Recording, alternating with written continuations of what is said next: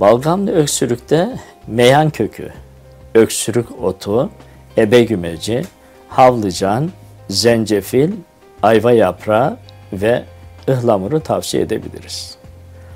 Bunlardan bir çay yapacak olursak, meyan kökünden 1 tatlı kaşığı, öksürük otundan 1 tutam, ebegümecinden 1 tutam, havlıcandan kök olarak şöyle gösterebilirim.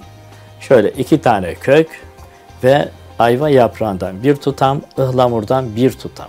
Yaklaşık bunları 6 su bardağı suda 5 dakika kaynatacağız. Burada kök olduğu için kaynatma devreye giriyor. Ve onu süzeceğiz. 5 dakikadan sonra 10 dakika dinlenecek. Süzeceğiz. Bal karıştırabiliriz. Yavaş yavaş gün içinde bitireceğiz.